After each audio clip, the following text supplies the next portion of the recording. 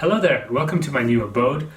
Recently I finished this book, Celestial Bodies by Joka Al-Harthi, and it was amazing. One of the main themes in it was family, and like each chapter follows different people who are connected, like, you know, through blood relations and through, well, lots of different relations, but family is one of the main ways that they're all connected, and it made me think I should do a video about family stuff.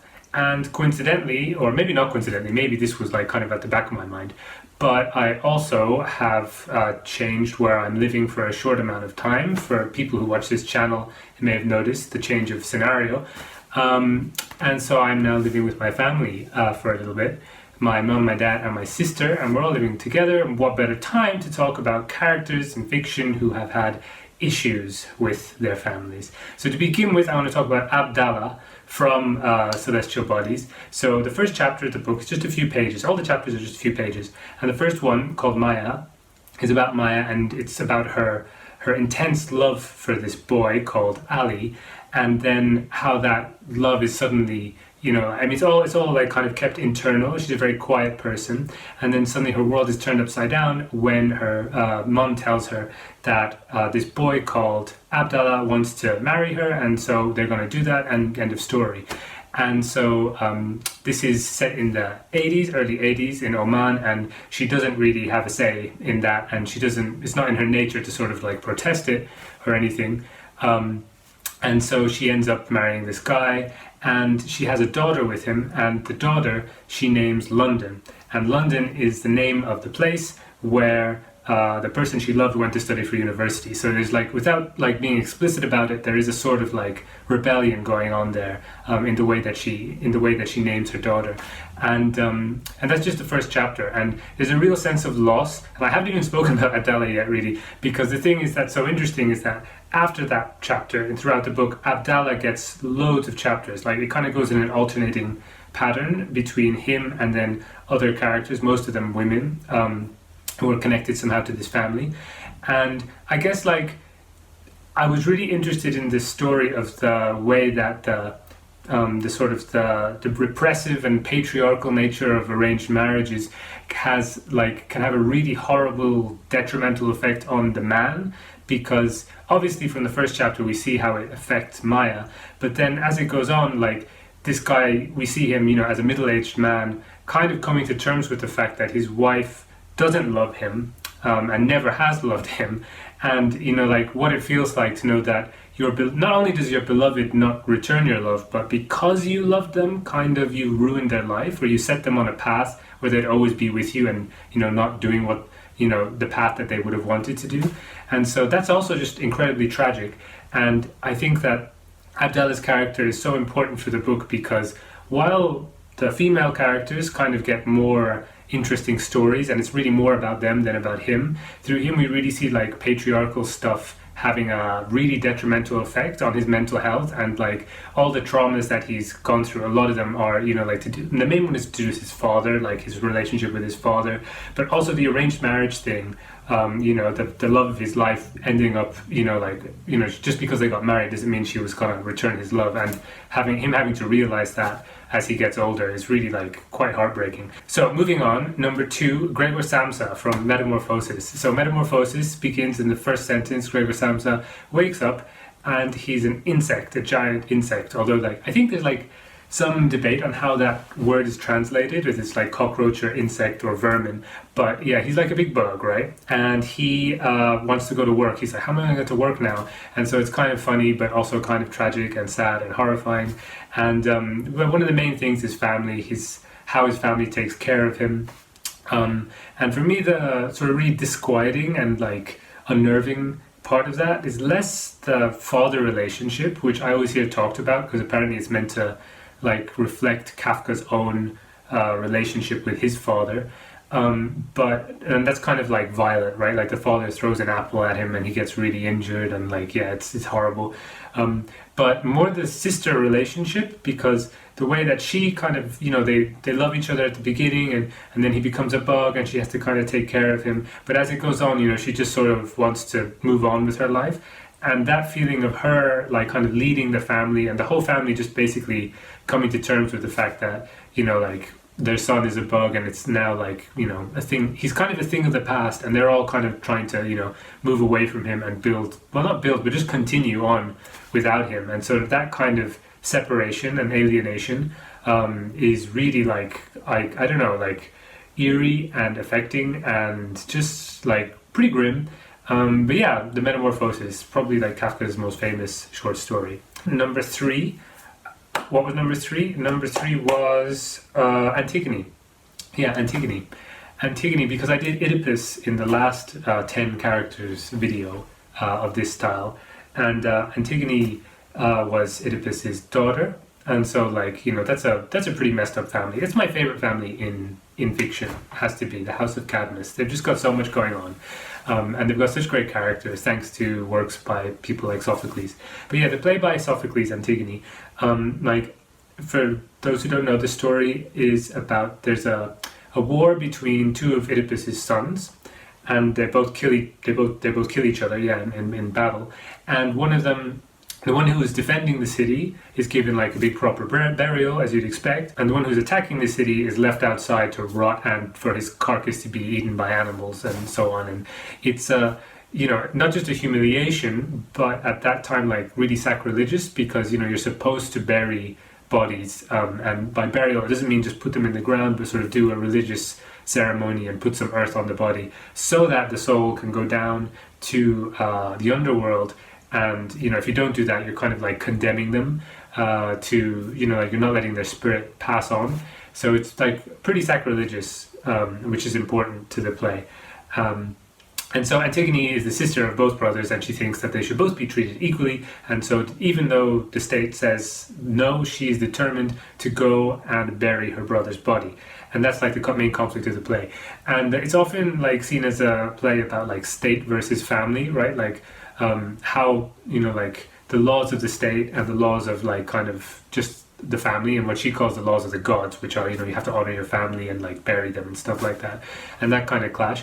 But, you know, like the thing is that the state also is represented by Creon, who's her uncle. And so her uncle is, you know, like a main character, and then her sister is a main character, you know, someone who's also like trying to stop her from burying their brother. And then her cousin, Creon's son, Haemon, or Haemon, I think Haemon, right?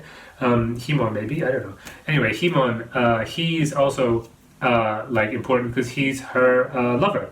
So we've got like the 4 main characters are her uncle and her cousin and her sister, and then Antigone herself. So it's really like an inter-family thing. It's like, it's kind of family versus family, and like they've all got different reasons and motivations for trying to tell Antigone to act in a certain way, or trying to tell Creon to act in a certain way. It's so short, and it gets at so many interesting things to do with family, and yet it's also like a political treatise, and it's just brilliant. And if you haven't read Antigone, then please read it. It's brilliant and short, and you can find it easily anywhere. And it's, yeah, probably my favorite play. Maybe. What's next? Number 4, Will from The Subtle Knife. The Subtle Knife is the second part of his Dark Materials, like the fantasy trilogy by Philip Pullman, which is better than Harry Potter. And by chance, it's actually, I didn't realize this, but it's being made now in the TV show. I haven't been able to watch the TV show of Northern Lights, the first one, because I couldn't access it in Japan. But I came here and I found out that my family has been watching the Subtle Knife TV adaptation every week. So that was pretty exciting, because I'd already decided to do this video and put it in it, and it's like one of my favorite childhood books, I think. It's definitely my favorite, or was my favorite, I don't know now, but it was my favorite of those 3 in his Dark Materials. So Will is a guy, and his mom has mental health issues, and there are these specters which nobody can see in our world, and they are like, I don't know if they're haunting her, but they're affecting her badly. And I think that they're supposed to sort of be you know, like the reason behind all mental health illnesses like schizophrenia and so on, at least in the book. But Yeah, so I don't know if they know that at the beginning, but basically his mum is not well and he kind of has to take care of her, and his dad is missing. And then he finds a door, as is often the case in fantasy, and he goes into this other world and he finds a girl called Lyra and her demon, which is like a part of her soul, which is a transforming animal outside of her body, and he's called Pantaleimon. And like one of the main story arcs, there's a lot to do with family in the whole series. Like Lyra and her mother is a really big thing in the first book and in this book, but Will's story in this book is his trying to find his father, right? So he has to take care of his mother when he's in our world, and then he leaves our world to go looking for his father in another world through this portal that he finds. And it's really really tragic. And I know that like so many children's books and young adult books are like concerned with parents, right? Like children and their parents, and there's like kind of the convenient side of that for the writer, because like if you want to put kids in danger, then you need to get the parents out of the picture, so it's good to make them orphans or have their parents missing. But also I think like when you're young, then your relationship to your parents is such a big deal, so it makes sense that that's a theme which is explored a lot in children's literature. Will, trying to find his father and like what happens at the end of the book hit me so hard when I was small and still hits me now. And the episode that was on the TV show was the one just before those events. So like my family don't know what's going to happen and I do, and I'm getting so emotional and like, yeah. Anyway, it's still Knife, it's great. Next up is Yeong-hye from The Vegetarian by Han Kang. Now she is a woman who has had a sort of like it's described as having a very normal and dull life as a housewife, until the day when she has a weird dream and about like, oh, hello, let's not look at that. Until one day she has like a weird dream about death, I think, and animals and cruelty and stuff like that, and she decides she has to stop eating meat. And then there's a lot of consequences from this. Like the vegetarianism, it's not a book about vegetarianism really, that's just kind of the I don't know what you call the trigger or the spark that leads into these deeper issues to do with the people around her, especially her husband and her family. And the first part, the book is divided, and it was published as 3 like mini novellas, I think, and then they were published together. And the first part of that mini thing culminates in a family dinner. And it's one of those like kind of typical family dinner scenes from hell where like it ends up with it starts with bickering and it ends up with people like wrestling and fighting each other, and like it's really like kind of farcical and I thought quite funny, and I'm not sure it's meant to be funny or not, but it's very very very dark because the sort of conservative values of her family and the idea that like, oh, you're going to be sick if you don't eat meat, and why don't you just eat some meat, just open your mouth a little bit, and it escalates from a kind of very normal conversation that I'm sure many families have had, and to like some pretty horrible violence, and it gets very violent. And anyway, it's a brilliant scene, and I thought that part of the book especially was like just really great. And then the theme of family is something which is not the focus, but Yeong-hye's relationship to her parents and her sister are like a really big indicator of her well-being and her mental health. And then the last part of the book also, like, we get her sister's perspective. What's her sister's name? Her sister's name is In-hye, and in the last part of the book there's some really touching reflection where she thinks about her son, and like she's thinking about how awful the world is, and she's like, how can I protect him from this? And I don't know, it's like a kind of, I guess, a cliche idea, but the way it's done, and that it comes near the end of the novel when you've had to sort of live through all the awfulness, it really hit home for me. So that there's also like a kind of mother-son thing there, which was pretty strong, I thought. So yeah, Yeong-hye and In-hye, 2 sisters who both kind of deal with the oppressive world that they're in and the sort of things that they have inherited from their family in very different ways, but both of them are equally depressing. Next up is The Family Unit, from The Sailor Who Fell from Grace with the Sea by Yukio Mishima. And this book begins with there's a son and a single mother, and the boy finds in his, I think a wardrobe or closet or something, if he goes inside it, there's a little peephole into his mother's room. And I'm pretty sure the book says that this was left by the occupation, the American occupation of Japan, so like soldiers would have used it to spy.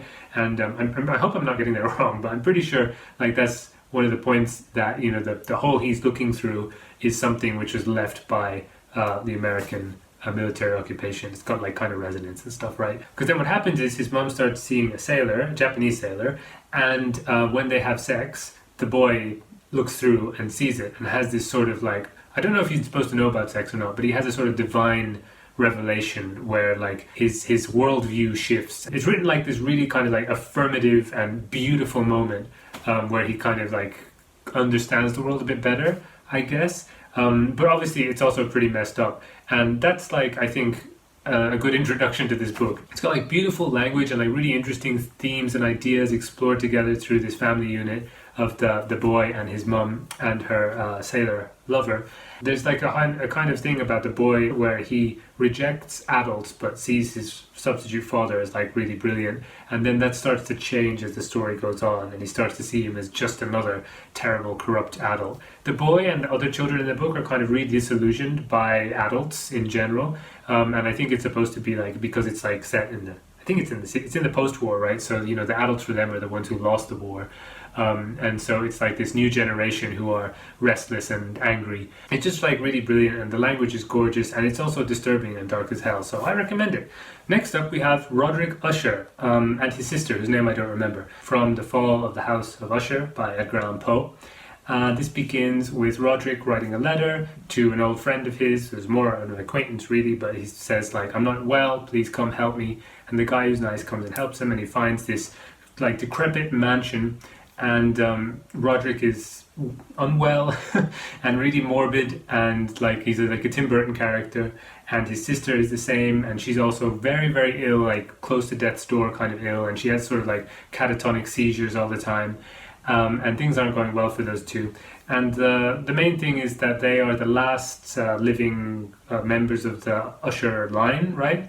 And there's much made of the fact that the word house can mean both the literal house, like a building, and the house as in the family, right? The family line. So the story like plays with conflating those things, and that the thing which is sort of haunting and oppressing and messing up these two siblings is really the family, right? But they don't really talk about like their dead ancestors, but they sort of feel that the house has become, like as in the literal house, has become like, I don't know, evil or like warped in some way, or unhealthy at least. So yeah, I really like the way that Edgar Allan Poe conflated the house and the house thing. Like it could have come off as a bit corny, but he doesn't, you know, it's a short story rather than a book, so it kind of works well, I think.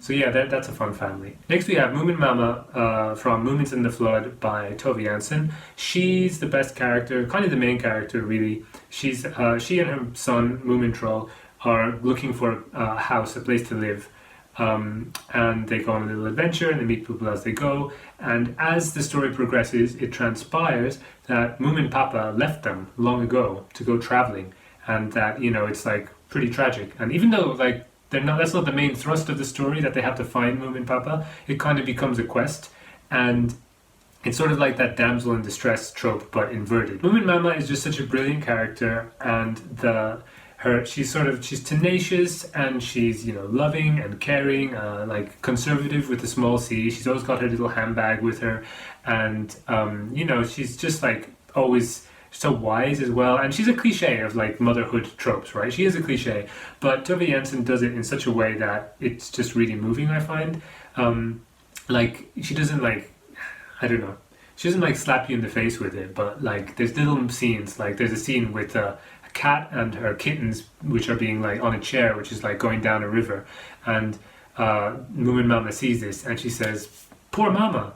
And it's like, yeah, like she not only like identifies with someone in danger, but she sees like a mother with her children, and that's sort of like just those little details like that to make that to like give you characterization and show you her worldview, I thought were really well done.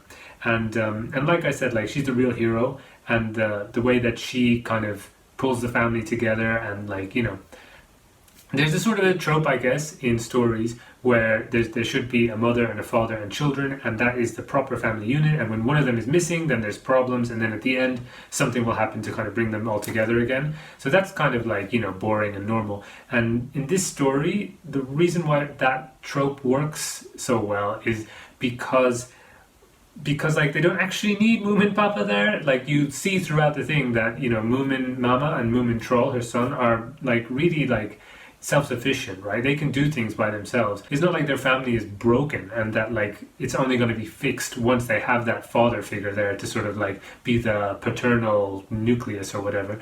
The thing is that like she wants to get to Moomin Papa just because she loves him. Same with Moomin Troll, right? But it's sort of Moominmama's love which leads them all the way through the book, and that's really like refreshing. The idea that they, you know, they work fine as a family, as a single parent family, but you know they love this guy, and if they can find him, it'll be great. Tonal shift. Next one is Ma, or the mom. I don't know if she has a name. From Room by Emma Donoghue, and yes, it's pretty dark, and to go into the family situation would be spoilery, so I'm not going to do that. But this book, like I think it's told from the point of view of the son, who's like I think like a toddler or really young at least, and so the sort of the way that the difficult relationship that the mother has with her son is explored through the son's point of view is done like really well, and the sort of using the sort of like kind of simplistic worldview to get at really complicated emotions, you know, like the fact that the interiority of the book is the son and the exteriority is the mother, and yet the sort of really interesting dynamics and the interesting kind of complex emotions and really like conflicting emotions that the mom has for her son are the exterior part of the novel, right? We see them from the outside, and that's what makes it really compelling. Also, like some of these other stories, that is super dark, and like, yeah, the family issues in that one are really kind of painful and awful, and like, yeah, if you're not in the mood, then don't go for it. But otherwise, I'd say this is a pretty great book. So number 10, I'm kind of cheating because it's neither a fictional character nor is it like a family issue, but I really wanted to end on something kind of light and nice, and so I thought I'd read you the poem by Seamus Heaney called In Time. Let me go find it. So this is In Time by Seamus Heaney for Shifra. Oh, I'm not sure if I got that name right. I have to ask my dad when he gets back from work. He won't be happy if I publicly say an Irish name wrong, but can't be helped. So this is the last poem that Seamus Heaney wrote before he died for his granddaughter. So he's looking, and it's, you know, like it's him looking at his granddaughter. Energy balance outbreak. Listening to Bach, I saw you years from now, more years than I'll be allowed. Your toddler wobble's gone, a sure and grown woman. Your bare foot on the floor keeps me in step. The power I first felt come up through our cement floor long ago palps your soul and heel and earths you here for real. An oratorio would be just the thing for you. Energy, balance, outbreak, at play for their own sake, but for now we foot it lightly in time and silently. So that is a poem that I really love, and it's I wanted to have something nice at the end, which is sort of like exploring family as well, and also like with grandparents. You know, I don't think I had one with grandparents and grandchildren. Most of the books and ideas that I come up with were you know, like mothers and fathers and sons and daughters. So I'm really interested in like, you know, fiction and poetry and movies and whatever that explores more extended family, grandparents, uncles, aunts, cousins, so on. So yeah, if you have any of those interesting family stories that deal with kind of like more extended family, then please leave them below in the comments because I'd love to hear about them. Okay, so thanks very much for listening. Let me know if you have any cool family, interesting issue, books, things, poems, movies, whatever. Put them down in the comments, and I'll see you in the next video. Bye bye.